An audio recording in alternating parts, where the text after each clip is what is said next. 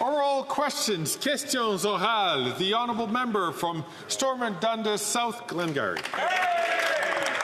After 9 years of NDP Liberals, taxes up, costs up, crimes up, and time is up on the Prime Minister's costly carbon tax. And yesterday, once again, the Parliamentary Budget Officer reaffirmed again that Canadians are out when it comes to the tax. If you add up their two carbon taxes, and of course they tax the tax with GST, it will cost households anywhere between $900 to $2,000 per year. So if the government is so sure of their plan to quadruple the carbon tax, why would they let Canadians decide in a carbon tax election? The Honourable Minister of Justice and Attorney General. Mr. Speaker, yesterday was indeed a momentous day for Canada because yesterday the Pharmacare Bill became law in this country. This means hope for 12 million Canadians, Mr. Speaker, for those affected by diabetes, for women struggling with the cost of contraception. Help is now on the way. For the first time ever in Canadian history, the Government of Canada will be helping to bring down the cost of medication, helping Canadians with their affordability. Mr. Speaker, it's a historic day which we should all celebrate in this place. The honourable member from Stormont Dundas, South Glengarry. What is happening in this country is nothing to celebrate. For the first time in this country, we have 2 million visits to food banks per month. That's 24 million visits, record-shattering in this country. We have thousands of encampments that have popped up in every part of the country. There are children struggling to get meals. 1 in 4 are skipping meals because of the carbon tax and their plan to quadruple it. At the end of the day, this is no coincidence, Mr. Speaker. It's because they keep driving up the carbon tax. When can we just have a carbon tax election so Canadians can decide on the future to axe the tax? The Honourable Deputy Prime Minister and Minister of Finance. Mr. Speaker, a few days before Thanksgiving, I think all of us have tremendous compassion for all Canadians who are struggling to make ends meet. But on this side of the House, we know that the best guarantee of a good life for a family is a good job. And that's why we want to celebrate the fact that we learned this morning that in September, Canada added 47,000 new jobs. Unemployment fell. And every single one of those new jobs, Mr. Speaker, was in the private sector. Hear, hear. The honourable member from Stormont Dundas, South Glengarry. Well, yesterday's report from Stats Canada was nothing to celebrate. That confirmed that income inequality after 9 years of this NDP Liberal government has never been higher. The gap increased by 50% between the richest and poorest Canadians, the highest it's ever been on record. And after 9 years, when this Prime Minister promised to help the middle class and those working hard to join it, there are now millions of Canadians that will never be able to join the middle class because of their ever-increasing taxes like the carbon tax. Why can't we have a carbon tax election for Canadians to decide if they want to quadruple the carbon tax or axe it entirely? The Honourable Deputy Prime Minister and Minister of Finance. You know, Mr. Speaker, the only party in this House that voted against tax fairness has a lot of gall getting up and talking about income inequality. We are the party that fights every single day for the middle class. And that's why, Mr. Speaker, I'm happy to say that part of the jobs news we had today was wages. Wages have now outpaced inflation for 20 months in a row. Hear, hear. A good job and a good wage, that is a recipe for middle-class success in Canada. The Honourable Member for Bellechasse, Les Etchemins-Lévis. Mr. Speaker, the Bloc Québécois supported the Liberals in their inflationary spending spree almost 200 times. Quebecers are turning to food banks. Ordinary people are facing homelessness, grandparents unable to pay their rent, students having to sleep in homeless shelters. It costs $1,743 a month to rent a one-bedroom in Montreal. This country needs more competence, and Conservatives are ready to set things straight. Will the government give Canadians a choice and call an election? The Honourable Minister of Labour and Seniors. Mr. Speaker, we are pleased about the great news my colleague has shared this morning. Pharmacare is now the law in Canada. Joblessness is now rapidly declining and wages are up. The only thing declining is the number of public servants that will be needed to make conservative cuts. The Conservatives should be transparent, Mr. Speaker. The honourable member for Bellechasse-les-Etchemins-Lévis. The Bloc Québécois isn't exactly boasting about supporting the Liberal government almost 200 times, Mr. Speaker. The government that has centralized power more than any in history. This government spends without scruples. It drove up inflation. In Montreal, you need to earn $59,000 to rent a one-bedroom. At Thanksgiving, Canadians won't even be able to cook their traditional meals. This government's incompetence is intolerable. Will the government finally give a gift to Canadians and call elections? The Honourable Minister of Public Services and Procurement. Thank you, Mr. Speaker. My colleague, whom I greatly respect, spoke about what is intolerable. Well, what is intolerable is hearing the Conservative leader talk about the difficulties faced by Quebecers, while at the same time saying that he will hurt them and punish them by cutting the services they need. This includes funding for the school food program. Will my colleague advise her leader to actually meet with teachers and tell them that feeding students is Liberal bureaucracy? The honourable member for Saint-Jean. Yesterday, farmers from all over came to Ottawa to support Bloc Québécois Bill C-282 on supply management, which is being held up in the Senate. All the parties were there to call on two senators, Peter Beam and Peter Harder, to stop holding up the will of the people's house. Everyone was there except one person who still has not spoken up on this file. That person is the Prime Minister. Yet he is the one who personally appointed the two great noblemen who are holding everything up. When will the Prime Minister finally call on his two appointees to stop holding up democracy? The Honourable Minister of National Revenue. Thank you, Mr. Speaker. If there's one thing on which the Bloc Québécois and the Liberal Party agree, is it's the need to protect supply management. We have explained this over and over. Since 2015, we have decided to appoint independent senators. But there were senators appointed before that. Conservative appointees are not independent. We saw this Wednesday morning when they attended the Conservative caucus. Will the Conservative leader call on his senators to vote to protect the supply management system?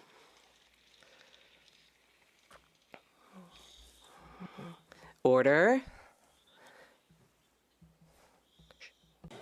The honourable member for Lac-Saint-Jean, for Saint-Jean. The Prime Minister didn't only appoint the two senators who are holding up the bill, he has a privileged relationship with Peter Harder. Senator Harder even brags about it on his website. Harder advised the Prime Minister when the Liberals were in opposition in 2015, and the Prime Minister personally would pick up the phone and call him. The Prime Minister even tasked Mr. Harder with planning the transition to a Liberal government 6 months before appointing him senator.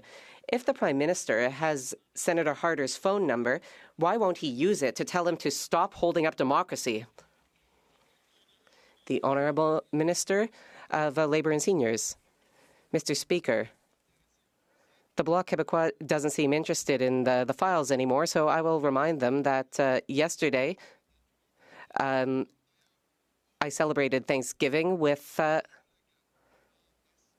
residents from La Gap in my riding of Gatineau. Those people told me, Mr. McKinnon, we have signed up for the Canadian Dental Care Plan. They wonder why the Bloc is putting hundreds of millions of dollars at risk.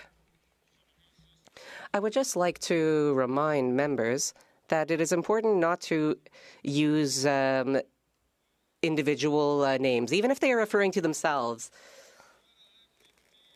The Honourable Member for Rosemont-La Petite Patrie.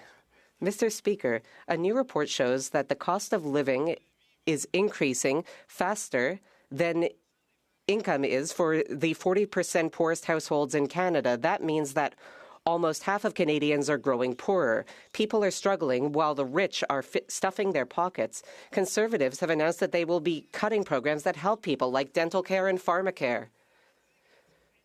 Programs that owe their existence to the NDP. The two largest parties are costing the population dearly. What will it take for the Liberals to stop kowtowing to wealthy CEOs at the expense of Quebecers? The Honourable Deputy Prime Minister and Minister of Finance. Mr. Speaker, we agree that dental care is very helpful to Quebecers and Canadians.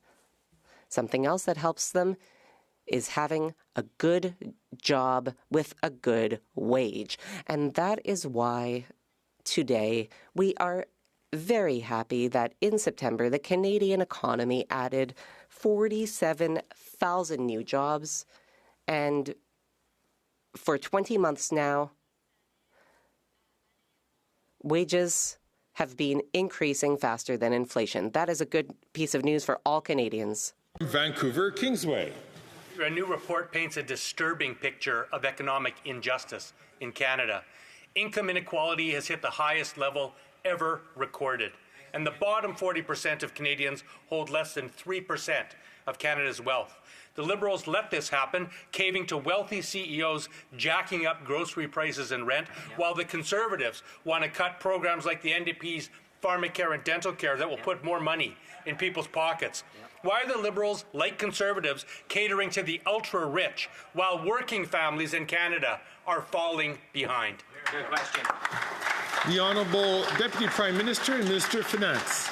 Mr. Speaker, I have tremendous respect for the member from Vancouver Kingsway, whom I have known for many years and with whom I have worked constructively for many years. I share his concern about income inequality.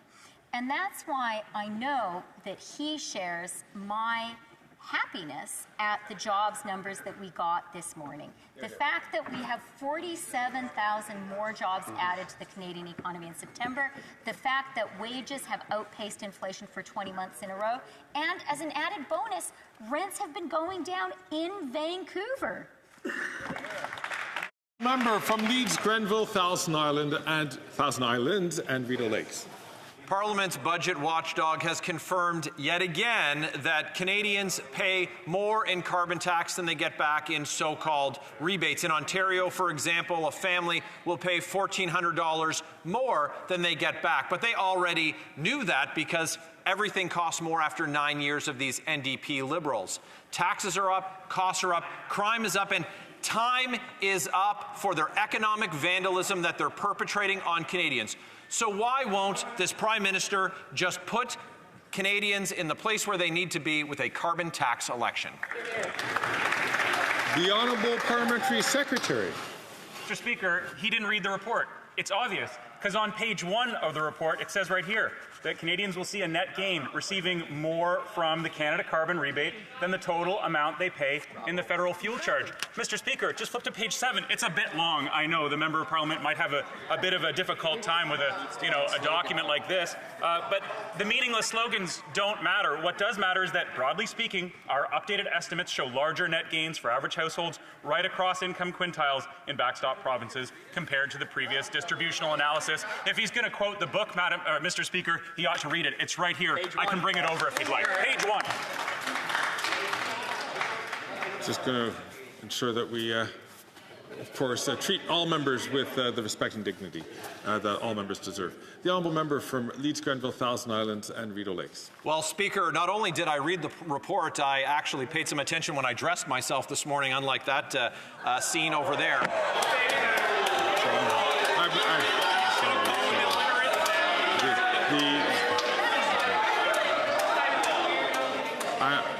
The Honourable Member knows that order.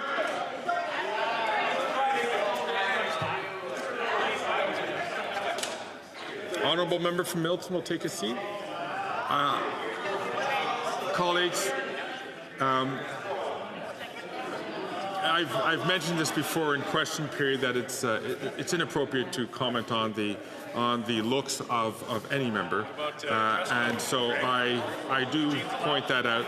So I'll invite the honourable member from Leeds, Grenville, Thousand Islands and Rideau Lakes to start his question again without the comments which the Speaker has risen to his feet for. Speaker, not only did I read the report, I was able to make it past the first page, all the way to page 19 of the PBO's report that shows the true cost of the carbon tax for Ontario families, that it's going to be $1,400 more than they're getting back in their phony rebates. And Statistics Canada today revealed the full effect of the economic vandalism. All of these high taxes and economic wealth redistribution were supposed to make Canadians better off, they claimed, but instead we've seen the largest gap between the rich and poor that's ever existed in this country. It's time for a carbon tax election. Why won't they just give us one? The Honourable Deputy Prime Minister and Minister of Finance. Mr. Speaker, I know that this is Friday, and I know that Conservatives just cannot resist every day seeking to plumb new depths of degraded nursery playground insults. But I have some advice for the member opposite. If he wants to insult a colleague for his appearance, never a good idea, maybe don't pick a gold medal winning Olympic athlete.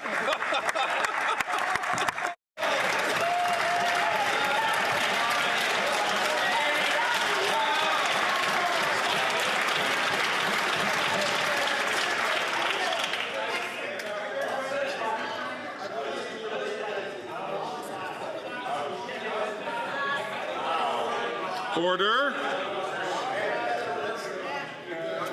Order. The honourable member from Calgary, Rocky Ridge. Well, Mr. Speaker, after 9 years, taxes are up, costs are up, crime is up, and time's up. This week, the Parliamentary Budget Officer once again reported that the carbon tax costs more per family than families get back in rebates. In Alberta, the carbon tax will cost nearly $2,000 by driving up the cost of gas, home heating and groceries, and nearly everything else. All 10 provinces don't like it, and Canadians don't like it. So when will the government call a carbon tax election? The Honourable Parliamentary Secretary. Thank you, Mr. Speaker. You know how you can tell that the Conservatives know they're losing the argument? Is when they result to useless, meaningless, ad hominem attacks on people's appearance. That is unnecessary, unparliamentary, and childish. It's childish just like their slogans, Mr. Speaker. They don't want to cheer on Canada's economy. They don't want to acknowledge that 47,000 jobs were added in September. They don't want to acknowledge that interest rates are down because inflation is down, and gas prices are down, and unemployment is down. And Mr. Speaker, the best part is our emissions are down too, because our plan is working. Canadians are working hard, and our economy is working for them. The honourable member from Calgary, Rocky Ridge. Mr. Speaker, I asked him a polite question and he didn't answer it, so I'm not sure what that response was about. I'll ask again and point out, though, that the PBO report couldn't have been more clear. It's right there on page 19 and page 3. That's where the PBO says that Canadians pay more in the carbon tax and GST on the carbon tax than they get in rebates. The carbon tax drives up the cost of gas, heating, and groceries. It kills jobs. It suppresses wages by chasing investment out of Canada. But he doesn't have to agree with me, Mr. Speaker. His government can call a carbon tax election, and we'll see what Canadians have to say. When will they do it? Hear, hear. The Honourable Minister of Justice and Attorney General. Mr. Speaker, the carbon price is this simple. It brings down pollution and it puts more money in the pockets of 8 out of 10 Canadians. It is the single best mechanism known to the market to reduce carbon footprints. In fact, it was a Conservative invention, but their opposition to it is unsurprising. What is surprising is the complete flip-flop on this position that we've seen from the NDP. When you flip on your principles and abandon supporting carbon pricing, you breed voter cynicism and you send one message to progressive voters. That is that if you want somebody to defend climate action and support attacking pollution, your only option is the Liberal Party of Canada. The honourable member from Yorkton, Melville. After 9 years of NDP Liberals, taxes are up, costs are up, crime is up, and this government's time is up. Once again, the Parliamentary Budget Officer has confirmed the carbon tax costs Canadians more than they get back. Saskatchewan families will pay more than $2,000 when this costly coalition quadruples the carbon tax. The Prime Minister knows Canadians have had enough of him, taxing them to death while robbing them blind. When will he call a carbon tax election? Hear, hear. The Honourable Parliamentary Secretary to the Minister of the Environment and Climate Change.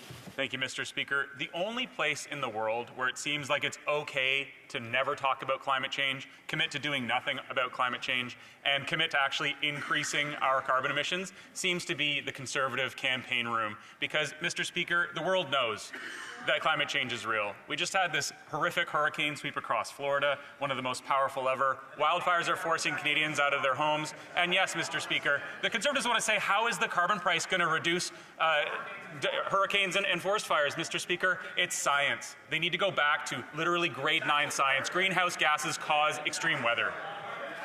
The Honourable Member from Yorkton Melville.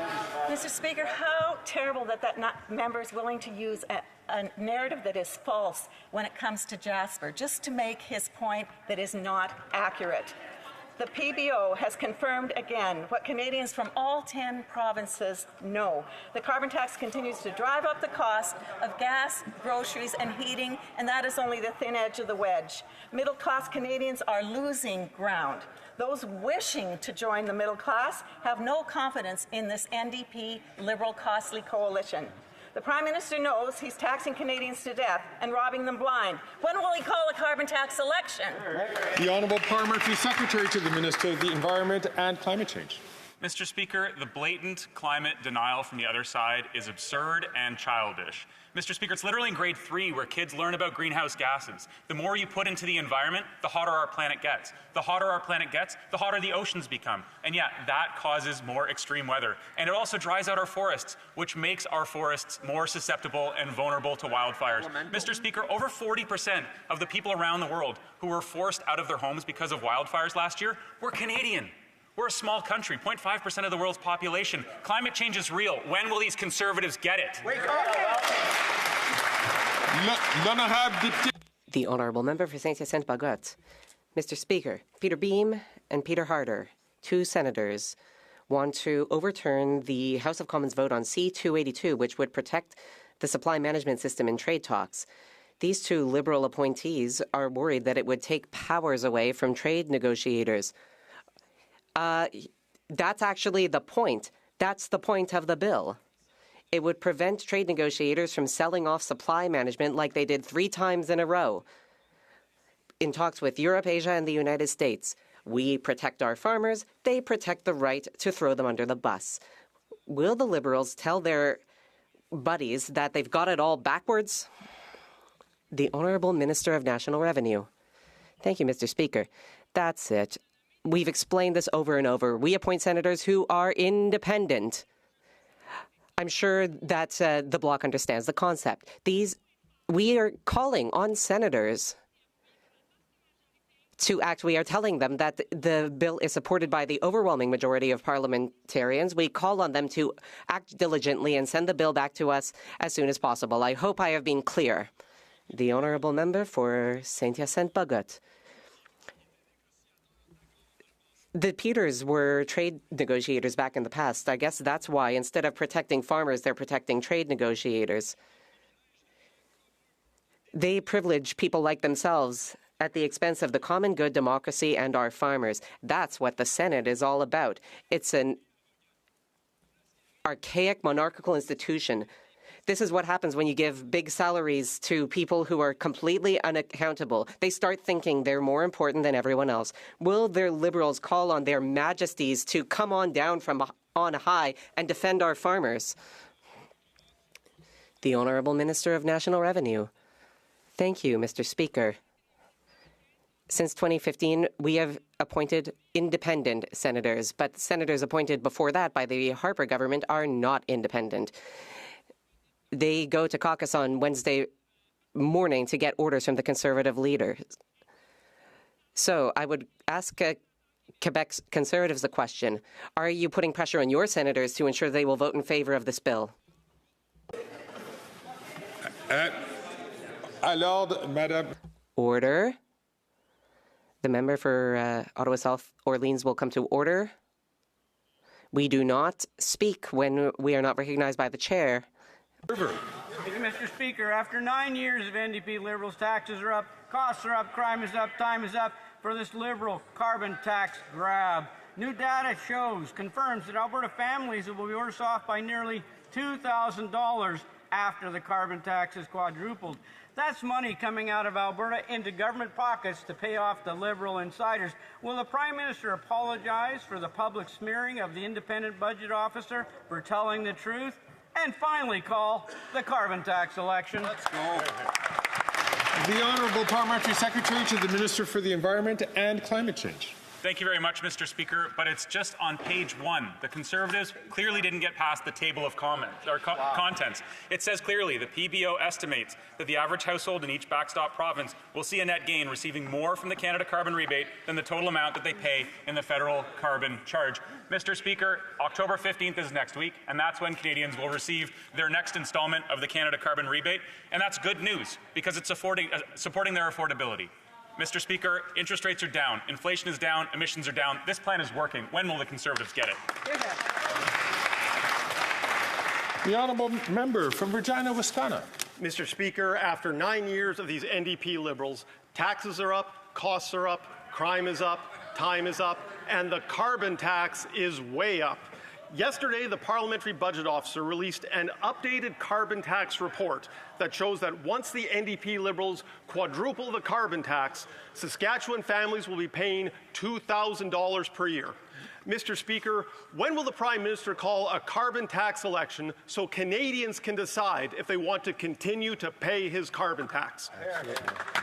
The Honourable Parliamentary Secretary to the Minister of the Environment and Climate Change. Thank you very much, Mr. Speaker. And just a reminder to the constituents in my colleagues' riding in Saskatchewan, they'll be receiving $376 on October the 15th for a family of 4. And that's good news for affordability, Mr. Speaker, because 8 out of 10 families across Canada get more back for the Canada Carbon Rebate than they pay. But it seems like the Conservatives don't want to talk about the economy anymore. And it's probably because Canada's economy is doing really, really well. We added 47,000 jobs in September alone. Interest rates are down because inflation is down. Gas prices are down and emissions are down, Mr. Speaker. But the Conservatives don't want good news. They don't want to cheer for Canadians. They just want bad news stories. The Honourable Member from Northumberland, Peterborough South. Mr. Speaker, after 9 years as Liberal NDP government, they are not worth the corporate crime and corruption. TD Bank has been ordered to pay over $3 billion. That's $3 billion by U.S. regulators because they've been found to be in conspiracy to violate the Banker Secrecy Act and commit money laundering for criminals who traffic in drugs that end up on our streets. Mr. Speaker, simple question for the government: when will they take money laundering seriously? The Honourable Deputy Prime Minister and Minister of Finance. Mr. Speaker, I do want to thank the member opposite for the serious and important question, and I want to wish him and his beautiful family a wonderful Thanksgiving. We do take money laundering very seriously. That is why we've acted to give the Superintendent of Financial Institutions more powers to oversee Canada's financial institutions, and I would urge all members interested in this important issue to look to the statement that he has made on this. We have also been investing in FinTrack and increasing its resources and authorities. Thank you, Mr. Speaker. The Honourable Member from Northumberland, Peterborough South. Mr. Speaker, the problem is they're not taking it seriously. According to U.S. Attorney General Merrick Garland, he said of TD Bank, by making its services convenient for criminals, it became one. Why are the Americans having to catch chartered Canadian banks and charging them with money laundering linked to fentanyl, terrorism, and human trafficking? Could the minister stand up and tell us what charges, what sanctions the TD Bank will face in Canada? The Honourable Deputy Prime Minister and Minister of Finance. Mr. Speaker, it is entirely reasonable for Americans to police activity that happens in America. That's how sovereignty and jurisdiction works. It is also the case that in May, FinTrack levied a significant penalty against TD for non-compliance with money laundering measures. But I have a question for the member opposite. The Conservatives in this House voted against these measures to protect Canada's financial system. Why is that? Why? Phil. The Honourable Member from Nunavut. Okaktiti Redfish Art Studio diverts youth out of the criminal justice system by teaching them skills. This government promised Redfish funding last April, but when the Prime Minister shuffled his cabinet, the new minister cancelled not only their funding, but the much-needed funding for Indigenous languages. Indigenous peoples deserve better than broken promises. Will the minister reverse his decision and fund both the Redfish Art Studio and the Indigenous Languages Program? The Honourable Parliamentary Secretary. Speaker, Indigenous skills training is absolutely vital. It's absolutely critical. We have made record historic investments through the Indigenous Skills and Employment Training Program. We will continue to support young people, Indigenous people, and their education, their training, and their skills training. Thank you, Mr. Speaker. The Honourable Member from Edmonton-Griesbach. John Wells was known by his family and fellow Blood Tribe members as a cowboy, kind and respectful. But that didn't stop Calgary police from assaulting, tasing, pepper spraying, and sedating him while he was lying face down. He died before he ever made it to a hospital. Racism, colonialism, and systemic violence continues to murder Indigenous peoples today. When will the minister act to bring justice and accountability to policing that kills? The Honourable Minister of Justice and Attorney General. Mr. Speaker, the circumstances that my colleague from the NDP just described are deplorable and reprehensible. We all need to do better as a nation, including all law enforcement at every level in this country, in terms of addressing anti-Indigenous racism and addressing the harms that are caused between interactions between law enforcement and Indigenous people on this land. That is work that we are committed to doing in conjunction with that member and all members in this place that see a better vision for a future where reconciliation includes the fight against anti-Indigenous discrimination. The Honourable Member for Châteauguay-Lacolle. Thank you very much, Mr. Speaker. The United Nations, we heard the Minister of Foreign Affairs say that often the people who claim to speak for freedom are the same people who want the government to decide who people can love, who they are, or even what they can wear. We see it in our country, we see it around the world. In Afghanistan, we see it taken to its extreme as the Taliban continues to impose inhumane rules against women and girls.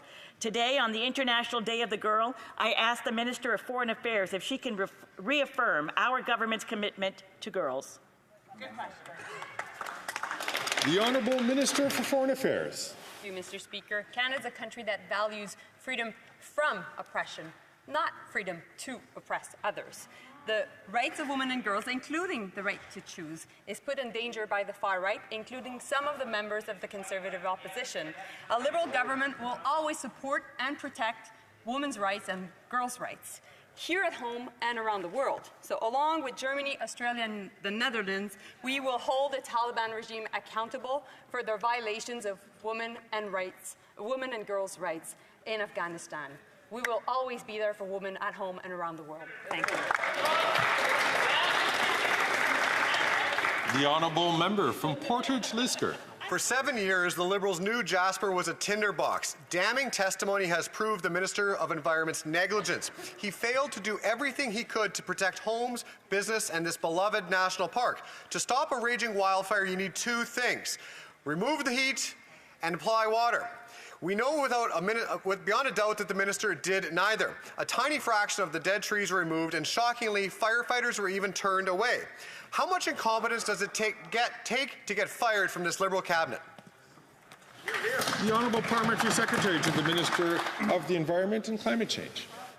Thank you very much, Mr. Speaker, and I'd like to thank my colleague for his collaboration on the Environment Committee, where we have been hearing about the circumstances that led to the Jasper wildfire situation, Mr. Speaker. But however, I would like to point out that the over-politicization of this issue, the tabloidization of it, and what they're saying on social media has been absolutely unacceptable, Mr. Speaker. As a result of some of those tweets, there are public servants who receive death threats from people who are, enraged under these conservatives and their attempts to politicize this issue. Mr. Speaker, a natural disaster is not a political issue, and our government has done everything that we could to prevent the wildfire. The Honourable Member from Portage Lisker. The only thing that Liberals are good at is trying to deflect and distract from their own failure. So let me tell you the facts, Mr. Speaker, about the Jasper fire investigation. They knew about the risk for 7 years and failed to do everything that they could to mitigate it. 20 fire trucks and 50 firefighters were turned away. Parks Canada bought hydrants that didn't even have the proper hookups. It is clear that this fire was a result of negligence or incompetence. So when will the Minister of Environment be shown the door so that other at-risk communities don't face the same fate as Jasper has? Here, here. The Honourable Parliamentary Secretary to the Minister of the Environment and Climate Change. Mr. Speaker, the Jasper wildfire was started by lightning, and the people that live in Jasper underwent an incredibly difficult summer. And to politicize this issue is unacceptable. Arctic Fire, the organization that my colleague mentioned, is a private for-profit company under direct contract with Alberta Wildfire. They had no direct relationship with Parks Canada, but they did supply Alberta Wildfire with 2 trucks for 4 days, not 20 trucks and not 50 wildfire fighters, as my colleague pointed out. Under advisement of the government of Alberta, they were released by Unified Command, not the federal government, Mr. Speaker. Good job. The honourable member from St. Albert, Edmonton. Mr. Speaker, the Minister of National Defence and then Minister of Public Safety slow-walked the issuance of a CSIS warrant to investigate a former Ontario Liberal cabinet minister. The minister stalled the issuance of a warrant for 54 days, a warrant that national security officials say should have been issued within 4 to 10 days. So, what is the minister's explanation for this highly suspicious delay? The Honourable Minister of Justice and Attorney General. Mr. Speaker, for Canadians watching, what I will say to them quite clearly is that we take foreign interference extremely seriously on this side of the House. That is why we have a foreign interference inquiry unfolding before Canadians' eyes as we speak. That is why ministers have been attending and providing answers and clarity for Canadians. We will not take lessons from that side of the House about how to conquer and how to address foreign interference, because this is a priority for our government. The honourable member from St. Albert, Edmonton. Mr. Speaker, talk about a non-answer from the minister. 54 days of delay to issue a CSIS warrant to investigate a former Ontario Liberal cabinet minister. This at a time when the minister was issuing other warrants within a matter of days. Just a coincidence? Come on. So again, what is the explanation for this highly suspicious delay? That's right. The Honourable Minister of Justice and Attorney General. Mr. Speaker, we have the foreign interference inquiry unfolding. It is a commission that we established on this side of the House. We had the minister testify as to this very issue at the Foreign Interference Inquiry Commission, and he indicated that when he was presented with the warrant, he addressed it promptly. 4 days. The Honourable Member for Abitibi, Bay James, Nunavik, EU. The clock is ticking. Liberals are running out of time before October 29th. They will have to stop avoiding the issue of increasing old age security for 65 to 74-year-olds. 79% of Canadians support pension increases. The House is calling for higher pensions. Seniors groups are calling for higher pensions. But each time the Liberals are asked about it, they hide behind partisan attacks. Will the Liberals increase old age security for 65 to 74-year-olds? Yes or no? The Honourable Parliamentary Secretary. Thank you, Mr. Speaker. The Bloc has had multiple occasions to support seniors. It's rather ironic to hear the colleague across the way talk this way, because she is supporting increases for those 65 and over, but they were against bringing the retirement age back down to 65. They voted against increasing the guaranteed income supplement. They voted against our dental care plan. We put forward measures to help seniors, and what does the Bloc do, Mr. Speaker? They vote them down. The Honourable Member for ABTB, Nunavik, Bay James, EU. Once again, the Liberals are hiding behind partisan attacks. They think that seniors don't see through their strategy. Seniors can see that the Liberals are refusing to talk about the old age security pension. Let's remind the Liberals that on October 29th, they will no longer be able to hide. They will have to make a decision. Will they increase pensions, or will they explain in an election why they are depriving 1 million Quebecers of additional income? The Honourable Minister of Labour and Seniors. Mr. Speaker, this is not a partisan attack. I'd like to remind the Bloc Québécois that voting in this House is public. It's public knowledge what we vote on, whether we vote in favor or against. The Bloc Québécois voted against increasing the GIS. They voted against pharmacare, which is in effect as of today. They voted against care for diabetics in Quebec. And dental care, Mr. Speaker. Hundreds of thousands of Quebecers support our dental care plan, but the Bloc Québécois is against it. That's not a partisan attack, Mr. Speaker. These are just facts. This NDP Liberal government, taxes are up, costs are up, crime is up, time is up. Mr. Speaker, you ruled that the government violated a House order to turn over evidence about the latest $400 million Liberal scandal, effectively obstructing justice. We have heard new excuses for weeks about why your ruling should not be respected. What smoking gun is in those documents that the Liberals don't want Canadians to see? Is it malfeasance, complete incompetence, or obvious corruption? The Honourable Parliamentary Secretary to the Leader of the Government in the House. Yes, thank you, Mr. Speaker. I think it's really important to recognize literally thousands and thousands and thousands of pages have been provided on this issue. We need to appreciate that we have the RCMP, the Auditor General, we even have a former law clerk, all saying and expressing concerns in regards to this conservative political game where they are handing documents directly from here to the RCMP. I have a choice, or we have a choice. Do we listen to the political games of the Conservatives, or do we listen to the institutions like our RCMP and our Auditor General? I'm picking the RCMP. The Honourable Member from Calgary Centre. Mr. Speaker, that's a load of stovetop stuffing. This is the latest in a series of scandals involving Liberal insiders riding the gravy train, mashing the truth, stuffing their pockets with taxpayer money, and treating Canadians like turkeys. Parliament has demanded these documents. You, Mr. Speaker, ordered that they be provided. This Liberal government believes that they are above the rules. Canadians are not gobbling up these excuses. When will they turn over the documents and let Parliament get back to work? The Honourable Parliamentary Secretary to the Leader of the Government in the House of Commons. Mr. Speaker, I can assure you this government does not treat the matter as a joke as the Conservatives continue to play a political game at a great cost. We will continue to be focused on Canadians as they continue to be focused on the Conservatives. Listen to what the RCMP actually have to say, Mr. Speaker, and I quote directly.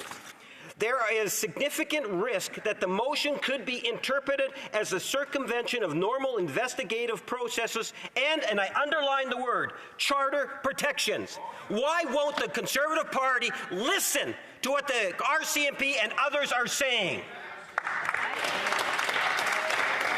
The Honourable Member from Fort McMurray, Cold Lake. After 9 years of NDP Liberals, taxes are up, costs up, crime's up, time's up. More proof the NDP Liberals are not worth the cost, crime, and corruption. The Auditor General found nearly $400 million tax dollars given to Liberal insiders through their Green Slush Fund. 186 conflicts of interest, 10 projects completely ineligible. Yet the Liberals refuse to hand over these documents to the police, effectively obstructing justice and choosing to grind Parliament to a halt. All at a time when Canadians can't afford to eat, heat, and house themselves. Will the NDP Liberals end the cover-up, give proof to the police so we can get accountability for corruption and Parliament can get working for Canadians? The Honourable Minister of Justice and Attorney General.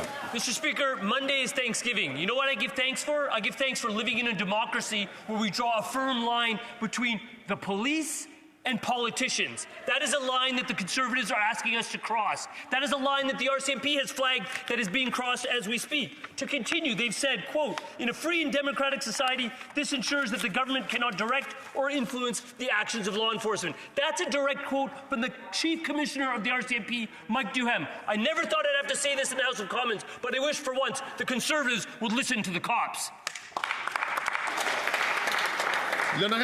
The Honourable Member for Pontiac. Mr. Speaker, for almost a year, Videotron employees in the Outaouais region were on lockout. The employees and their families have suffered as a result. They suffered a lot. But finally, this past Friday, the parties reached an agreement to end the lockout and the workers returned to work. Can the minister tell us how he contributed to resolving this dispute, and can the minister give us more information about this great news? The Honourable Minister of Labour and Seniors. Mr. Speaker, in the Outaouais region and throughout Quebec and Canada, we are thrilled by the resolution of this dispute, which lasted almost a year. Families and workers were affected. 210 families in my region were affected by this lockout. I would like to thank the Federal Mediation and Dispute Resolution Service for their incredible work. This has been a priority for me and my colleagues. Today, we are very relieved and happy to hear that this labor dispute has been solved. The Honourable Member for Montmagny, Lille, Kamouraska, Rivière-du-Loup. Mr. Speaker, what Canadians are calling for and what we are calling for is transparency and integrity. This Liberal government continues to hide behind excuses to obstruct justice. Canadians are having a hard time putting food on the table, and in Ottawa, $400 million went up in smoke in another Liberal corruption scandal. Mr. Speaker, can the Liberals put an end to their cover-up, turn over the evidence to the police, and allow Parliament to work for Canadians? The Honourable Minister of Public Services and Procurement. Thank you, Mr. Speaker. What is truly a scandal would be to give in to pressure from Conservative politicians to turn our country into a banana republic. They seem to want to get involved in the RCMP's work, but the RCMP is independent, and in fact, the RCMP even said to us in writing, don't interfere with our investigations because that can undermine them. But the Conservatives, they just want to turn Canada into a banana republic. The Honourable Member for Montmagny, Lille, Kamouraska, Rivière-du-Loup. Mr. Speaker, millions of Canadians have to choose between paying their rent or putting food on the table. Meanwhile, this Liberal government is using Canadians' money to help its friends get richer. We're all waiting for explanations about the misappropriation of $400 million of taxpayer money. As if Liberal corruption wasn't bad enough, they're adding insult to injury by refusing to produce the requested documents. Mr. Speaker, when will this Liberal government finally cooperate with the investigations and show a modicum of respect for the taxpayers who are demanding answers? The Honourable Deputy Prime Minister and Minister of Finance. Mr. Speaker, it seems to me that the Conservatives don't ask a lot of questions about the economy. Why not? I think that the answer is very obvious. It's because we have good news about the economy. Today, we have a very good piece of news. In September, Canada added 47,000 good jobs to its economy. And for now 20 consecutive months, salaries have outpaced inflation. It's good news about the economy. The Honourable Member for Beauce. Mr. Speaker, the House is still paralysed due to another corruption scandal involving this Liberal government. The Green Fund has done nothing but create more bureaucracy and line the pockets of Liberal friends. $400 million. And 186 conflicts of interest at a time when over 2 million Canadians are going to food banks, which is unprecedented. Why doesn't the government give the police the documents that they need to recover the $400 million of taxpayer money? The Honourable Minister of Public Services and Procurement. Mr. Speaker, we've already answered that question many times. There's one question that hasn't been answered yet, though. Why, in my colleague's riding, why doesn't he invite the leader of the Conservative Party to his riding to talk to the 10,500 residents of his riding who have benefited from the Canadian Dental Care Plan? They're all eligible. They've received an eligibility card. Many of them have already received dental care services. But the Conservative leader says that the dental care plan doesn't even exist. So when will the leader go to Beauce, to the members' riding, to tell them it doesn't exist? Mr. Speaker, yesterday was a momentous day for Canadian health care. Bill C-64, the Pharmacare Act, received royal assent. This landmark legislation will establish a framework for national, publicly funded, single-payer, universal drug coverage and will ensure that Canadians across the country have access to the diabetes medications and contraception they need. Can the Parliamentary Secretary to the Minister of Health share with this House what passing this landmark pharmacare legislation will mean for the health of Canadians. The Honourable Parliamentary Secretary to the Minister of Health. Thank you, Speaker. And yes, it was an exciting day. The pharmacare is law now in Canada. Hello. That means that 3.5 million Canadians now will have access to diabetic medications. That means 9 million women can have access to contraceptives. Now, Speaker, we knew that the Conservatives are always against public healthcare systems, so they voted against this. But what's really disappointing is that NDP ripped the agreement, their own words, that actually delivering progress. They have chosen politics over progress. They're no different than the Conservatives. We will stand up for Canadians every single time. The Honourable Member from Cowichan, Malahat, Langford. Mr. Speaker, ever since Hello Ferries launched their high-speed service between Nanaimo and Vancouver, my constituent, Jamie Coleman, like other Canadians who use a wheelchair, is forced out of his chair and carried on board. This is disrespectful and embarrassing. Hello Ferries has a wheelchair constraint system installed, yet Transport Canada continues to delay regulatory approval. No one in a wheelchair should have to endure this just to take a ferry. When will the minister take action to ensure all Canadians can travel with dignity?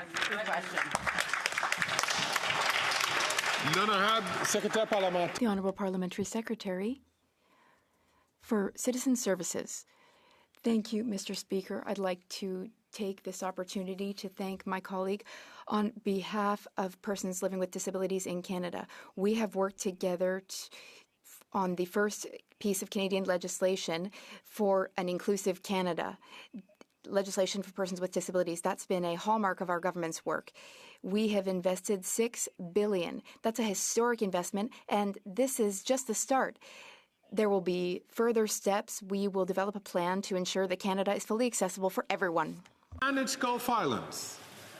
Thanks, Mr. Speaker. Since 2016, the City of Burnaby has opposed the Trans Mountain Pipeline due to what it sees as an unacceptable risk of fire in populated areas from the expanded tank farm. Last week, the TMX Corporation bribed and gagged the City of Burnaby, paying them $21 million over 20 years, and to say, don't criticize us anymore. It's now a rule. You're not allowed to say anything about the Trans Mountain Pipeline. Did anyone on the Liberal front benches know about this? Did anyone on the government front bench approve spending taxpayers' dollars to bribe and gag the City of Burnaby? The Honourable Deputy Prime Minister and Minister of Finance. Mr. Speaker, I would like to thank the member opposite, or virtually opposite, for her hard work for many years fighting for Canadians and speaking up for climate action. And I want to go to the issue, I think, at the heart of her work, which is the need for strong climate action.